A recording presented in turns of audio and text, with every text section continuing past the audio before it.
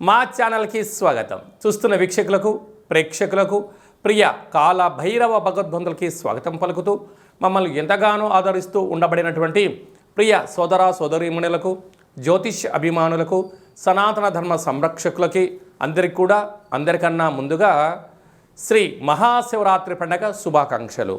అంటే మన పెద్దవారు చెప్తుంటారు, ఏ రోజు మనం ఉపవాసం ఉండినా ఉండకపోయినా జన్మకో శివరాత్రి అంటూ ఉంటారు.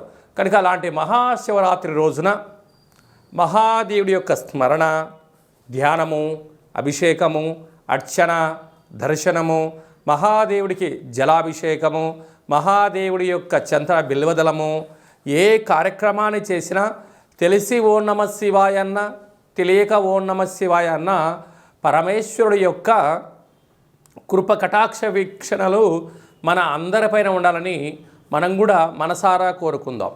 ద్వాదశ రాశుల్లో గ్రహ గమనాలు వీక్షింపచేద్దాం. మిథున రాశిలో దేవగురు బృహస్పతి సంచార స్థితి, సింహరాశిలో కేతు సంచార స్థితి, విశేషంగా మకర రాశిలో చతుర్గ్రహ సంచార స్థితి ఎన్నడూ లేని విధంగా కన్నీ విని ఎరుగని రీతిలో మకర రాశిలో చతుర్గ్రహ సంచార స్థితి ఈ మహాశివరాత్రి సందర్భంగా మాస ప్రారంభంలో జరుగుతుందని చెప్పి గమనించాలి. ఆత్మకారకుడు రవి, రుణరోగ శత్రుకారకుడు కుజుడు, బుద్ధికారకుడు బుధుడు, కలత్రతకారకుడు శుక్రుడు మకర రాశిలో సంచార స్థితి. రవి బుధులు కలిసి ఉండడం వలన బుధాదిత్య రాజయోగము అని చెప్పి జ్యోతిష్య శాస్త్రం మనకు బోధిస్తుంది. కుంభరాశిలో రాహు సంచార స్థితి, మీనరాశిలో శని సంచార స్థితితో ద్వాదశ రాశుల్లో గ్రహ గమనాలు ఈ విధంగా ఉన్నాయి.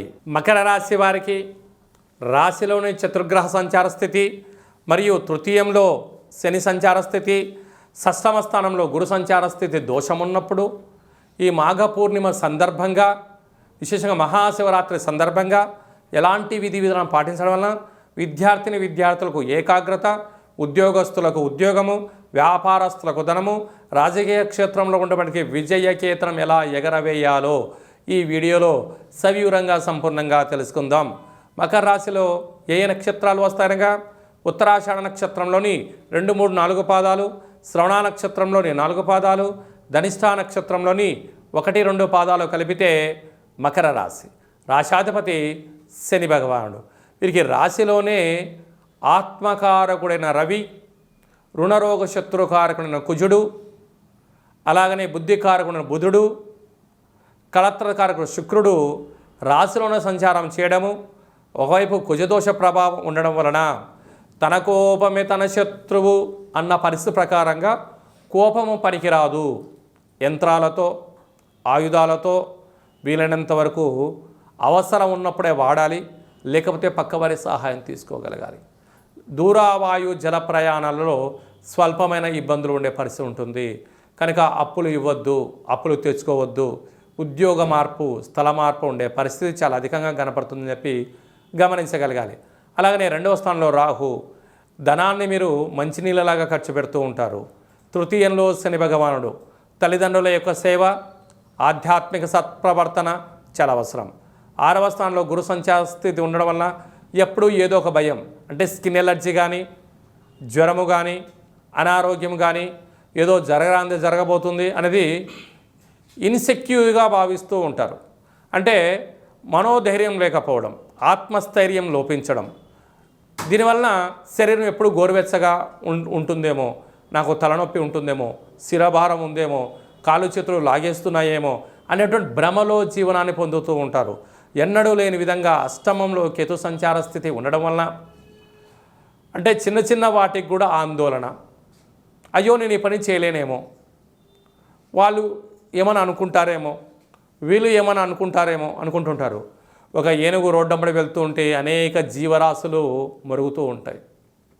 దాన్ని మీరు సందడిగా భావించండి, అదొక భజనగా భావించండి. అప్పుడే మీరు లక్ష్యం వైపు మీరు ప్రయాణం చేస్తారు. అయ్యో కుక్కలు మరుగుతున్నాయి కదా, జంతువులు అరుస్తున్నాయి కదా అని చెప్పి తిరిగి చూడడం ప్రారంభించారా, మీ యొక్క లక్ష్య సాధనలో వెనకబడిపోతారు.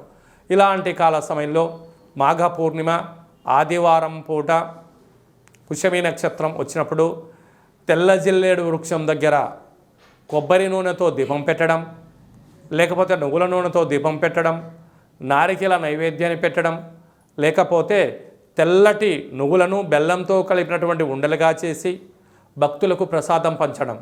అలాగనే శక్తి కలిగితే అంటే వసతి కలిగితే ఆ తెల్ల జిల్లడి వేరును తీసుకొచ్చి సింధూరం పూసి ఒక లక్ష్మీ గణపతి హోమ కార్యక్రమాన్ని చేసుకొని గృహంలో ఉంచుకుంటున్నట్లయితే మీకు విపరీతమైనటువంటి కుజదోషము, అనారోగ్యము, భ్రమ, మాయ వీడిపోతుందని చెప్పి కూడా గమనించగలగాలి.